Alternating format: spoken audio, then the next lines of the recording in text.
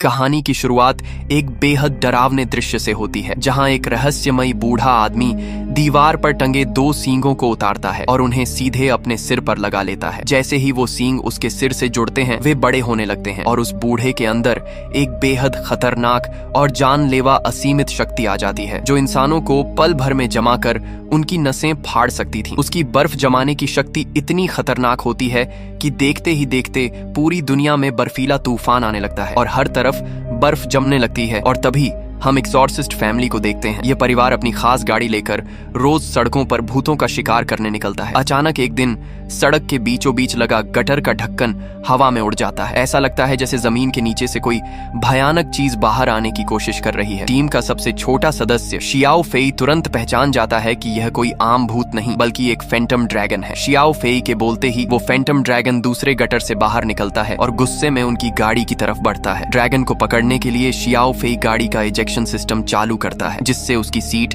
गाड़ी से बाहर हवा में उछल जाती है। वो हवा में ही अपनी स्पेशल गन से ड्रैगन की पूंछ को जकड़ लेता है। तभी उसका बड़ा भाई दाफेई अपनी रिमोट कंट्रोल घोस्ट कार को बाहर निकालता है ताकि उस ड्रैगन को भूत पकड़ने वाले बॉक्स में कैद किया जा सके। लेकिन ड्रैगन चालाकी दिखाते हुए आसमान की तरफ उड़ जाता है और कैद होने से बच जाता है। आखिरकार उनकी माँ खुद कमान संभालती हैं। वो एक ड्रोन घोस्ट बॉक्स हवा में उड़ाती हैं और ड्रैगन का रास्ता रोककर उसे पलक झपकते ही बॉक्स के अंदर खींच लेती हैं। भूत तो पकड़ा जाता है, लेकिन खुशी के मारे पिताजी का ध्यान ड्राइविंग से हट जाता है। सामने आ रही गाड़ी से बचने के लिए वो तेजी से कट मारते हैं, जिससे गाड़ी फुटपाथ पर खड़ी शेयरिंग साइकिल से जा टकराती है और पैदल चल रहे लोग बाल बाल बचते हैं। इस हादसे का वीडियो इंटरनेट पर वायरल हो जाता है और वे हॉट सर्च बन जाते हैं। शहर के मेयर इस लापरवाही पर बुरी तरह भड़क जाते हैं। वो पूरी टीम को सुधार करने का आदेश देते हैं और 18 साल से छोटे शियाओ फेई के किसी भी मिशन पर जाने पर पाबंदी लगा देते हैं। जबकि सच तो यह था कि शियाओ फेई ही इस पूरी टीम का असली दिमाग और मुख्य खिलाड़ी था। घर लौटने पर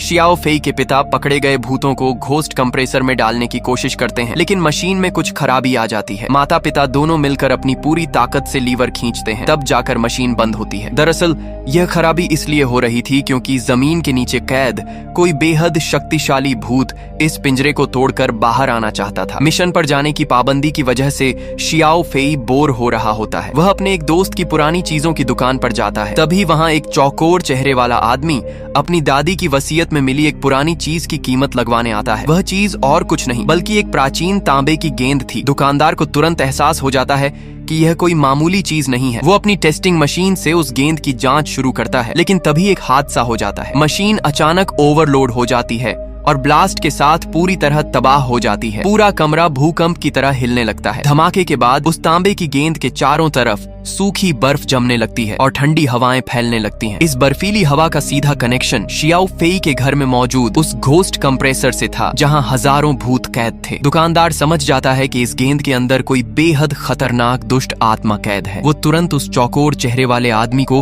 100 रुपए देकर वो गेंद खरीद लेता है। नकद पैसे पाकर वो आदमी इतना खुश होता है कि उसे ध्यान ही नहीं रहता कि पास रखी आग की लपटें उसके कितने करीब आ चुकी हैं। इधर शियाओ फेई के पिता एक मैकेनिक को बुलाते हैं ताकि घोस्ट कंप्रेसर की खराबी का पता लगाया जा सके। नक्शा देखकर बताता है कि इस कंप्रेसर में पिछले 40 सालों के भूत भरे पड़े हैं और अब इसमें बिल्कुल भी जगह नहीं बची है। इस समस्या के समाधान के लिए पूरी team ultra paranormal research centre जाती है। यह एक बेहद आधुनिक जगह है जहां कई सारे घोस्ट कंप्रेसर हैं। यहाँ एक ऐसी मशीन भी बनाई गई है जो किसी भी वस्तु में छिपी आत्मा को खींचकर अलग कर सकती है। यहाँ शियाओ फेई कई तरह के खतरनाक भूतों को प्रोटॉन फील्ड के पीछे कैद देखता है। इनमें सबसे खतरनाक भूत था पोसेसर। हालांकि उसकी अपनी कोई शरीर नहीं थी, लेकिन वो लगातार किसी न किसी सामान या वस्तु के अंदर घुसकर उस पर कब्जा कर लेता था। अगर वो एक बार यहाँ से भाग जाता तो उसे दोबारा पकड़ना नामुमकिन था। जल्द ही एंटीक शॉप का मालिक भी उस तांबे की गेंद को रिसर्च सेंटर लेकर पहुंचता है ताकि मशीन के जरिए उसके अंदर की आत्मा को बाहर निकाला जा सके। वहां के स्टाफ इसे हल्के में लेते हैं और गेंद को एक्सट्रैक्शन मशीन में डाल देते हैं, लेकिन जैसे ही मशीन चालू होती है वो उस शक्ति को बाहर खींचने में नाकाम रहती है। गेंद की अजीब ऊर्जा के कारण पीछे के छोटे केबिन में बंद पोसेसर भूत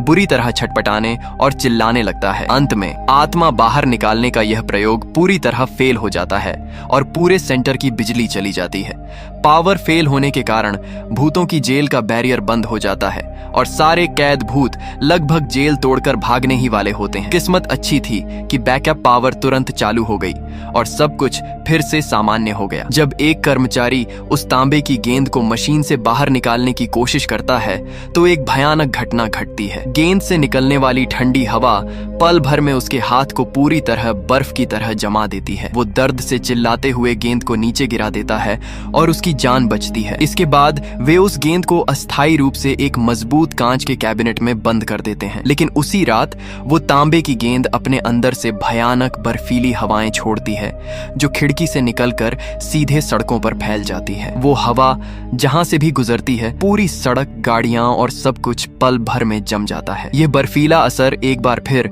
शियाओ फेई के घर के घोस्ट कंप्रेसर पर पड़ता है। उस वक्त घर पर कोई नहीं था सिवाय शियाओ फेई के। वो बोरियत मिटाने के लिए बाहर अकेला शतरंज खेल रहा होता है। तभी अचानक चेस की गोटियां अपने आप चलने लगती हैं। शियाओ फेई डरता नहीं है। तभी उसके सामने नीली आग की लपटों से घिरा हुआ एक भूत प्रकट होता है। वह भूत अपना नाम शियाओ मेई बताती है और कहती है कि कुछ समय पहले एक आग के हादसे में उसकी मौत हो गई थी। दोनों के बीच बातचीत होती है और वे दोस्त बन जाते हैं। लेकिन शियाओ फेई इस बात से बिल्कुल अनजान थी कि शियाओ मेई असल में उस तांबे की गेंद के अंदर बंद महाविनाशकारी भूत के साथ कोई गुप्त डील कर रही है। अगली सुबह जब सब उठते हैं तो देखते हैं कि घोस्ट कंप्रेसर की हालत और भी खराब हो चुकी है। उसके चारों तरफ नुकीले बर्फीले कांटे उग आए हैं। रिसर्च सेंटर की टीम तुरंत उस तांबे की गेंद पर दोबारा रिसर्च शुरू करती है। वैज्ञानिक जांच में सामने आता है कि यह गेंद न सिर्फ सब कुछ जमा सकती है बल्कि इसके अंदर से एक ऐसी मानसिक ऊर्जा निकलती है जिससे यह दुनिया के बाकी सभी भूतों के दिमाग को कंट्रोल कर सकती है। जब सब वैज्ञानिक इस लोहे जैसी दिखने वाली गेंद के रहस्यों को समझने में जुटे होते हैं तभी उनकी नजरों से बचकर एक बहुत ही छोटा सा भूत लैब से चुपके से फरार हो जाता है। इस गेंद के इतिहास को गहराई से जानने के लिए घोस्टबस्टर्स की टीम उस चौकोर चेहरे वाले आदमी के पास दोबारा पहुंचती है जिसने इसे बेचा था। जब उस आदमी को पता चलता है कि ये लोग गेंद वापस करने या पैसे मांगने नहीं आए हैं तो वह खुश हो जाता है। वह मुस्कुराते हुए उन्हें अपने घर के अंदर बुलाता है और गेंद का असल सच्चाई बताना शुरू करता है। वह बताता है कि यह गेंद उसकी दादी की आखिरी निशानी थी। साथ ही वो उन्हें अपने घर के अंदर बने एक गुप्त तहखाने में ले जाता है। उस सीक्रेट रूम के अंदर पीतल का एक बहुत पुराना कवच और एक रहस्यमयी मैकेनाइज्ड सूट रखा हुआ था। ऐसा लग रहा था कि इन सभी प्राचीन चीजों का उस जादुई गेंद के साथ कोई गहरा और खतरनाक संबंध है। ये गुप्त कमरा पूरी तरह से शुद्ध पीतल से बना हुआ था। इसकी दीवारें, फर्श और यहाँ तक कि छत भी पीतल की खास पीली और सुनहरी चमक से जगमगा रही थी। इस कमरे के ठीक बीचों बीच टीम को एक खाली स्टैंड मिलता है। ये वही जगह थी जहाँ उस रहस्यमयी तांबे की गेंद को सदियों से संभाल कर रखा गया था। टीम को यकीन हो जाता है कि यह तांबे की गेंद किसी बेहद प्राचीन सभ्यता का हिस्सा है और इसका भूतों की दुनिया से बहुत गहरा कनेक्शन है। इस रहस्य की तह तक जाने के लिए वे शहर की पब्लिक लाइब्रेरी में एक जानकार विशेषज्ञ से मदद मांगने का फैसला करते हैं। लाइब्रेरी पहुंचकर वे उस विशेषज्ञ को गेंद के बारे में बताते हैं। विशेषज्ञ गेंद पर बने प्राचीन चिन्हों को तुरंत पहचान लेता है। वह उन्हें लाइब्रेरी के एक बेहद गुप्त और सुरक्षित कमरे में ले जाता है जहां दुनिया की भूली बिसरी और खौफनाक कहानियों की प्राचीन किताबें रखी थीं। विशेषज्ञ एक बहुत मोटी और पुरानी किताब निकालता है और उन्हें एक रोंगटे खड़े कर देने वाली कहानी सुनाता है। सदियों पहले एक बेहद शक्तिशाली योद्धा हुआ करता था जो अपने राजा का बहुत वफादार था। लेकिन जैसे जैसे उसकी ताकत और प्रभाव बढ़ने लगा राजा को अपनी गद्दी छीनने का डर सताने लगा। अपने सत्ता के लालच में राजा ने धोखे से उस योद्धा के सींग कटवा दिए और उसे बड़ी बेरहमी से मरवा दिया। मरने के बाद उस योद्धा की आत्मा को शांति नहीं मिली और वह एक खूंखार भूत बन गया। राजा और इंसानों के धोखे से उसके अंदर नफरत भर गई। उसने दुनिया के सारे भूतों की एक फौज बनाकर पूरी दुनिया को तबाह करने और हर चीज को बर्फ में बदल देने की कसम खाई। लेकिन इससे पहले कि वह अपनी तबाही शुरू कर पाता उसका सामना रहस्यमयी भूत पकड़ने वालों के एक खास समूह से हुआ जिन्हें फायर मास्टर्स कहा जाता था। उन्होंने पीतल की ताकत और आग के जादू का इस्तेमाल करके उस खूंखार योद्धा की आत्मा को इस तांबे की गेंद में कैद कर दिया। सालों बाद एक अमीर संस्था को यह गेंद मिली। उन्होंने इस पर रिसर्च की और अनजाने में एक प्राचीन मंत्र का इस्तेमाल करके उस भूत को कुछ देर के लिए आजाद कर दिया था। उस प्राचीन मंत्र की आवाज को एक पुराने ऑडियो टेप में सुरक्षित रखा गया था जो उसी लाइब्रेरी में मौजूद था। जब टीम ध्यान से यह कहानी सुन रही थी तभी रिसर्च सेंटर से भागा हुआ वह छोटा सा भूत चुपके से वहां पहुंच जाता है और उस महत्वपूर्ण ऑडियो टेप के अंदर घुस जाता है। इससे पहले कि कोई कुछ समझ पाता वह भूत टेप को कंट्रोल करते हुए सीधा कमरे से बाहर भागने लगता है। टीम समझ जाती है कि अगर यह भूत इस मंत्र वाले टेप के साथ बाहर भाग गया तो शहर में महाविनाश आ सकता है। वे तुरंत उसके पीछे दौड़ते हैं। लाइब्रेरी के बाहर पहुंचकर भूत गायब हो जाता है। वे उसे ढूंढ ही रहे होते हैं कि तभी वह भूत लाइब्रेरी के बाहर रखे एक विशाल पत्थर के शेर की मूर्ति के अंदर घुस जाता है। मूर्ति में जान आ जाती है और वह खूंखार शेर उन पर हमला करने के लिए जिंदा होकर खड़ा हो जाता है। शियाओ फेई तुरंत अपनी प्रोटॉन गन निकालती है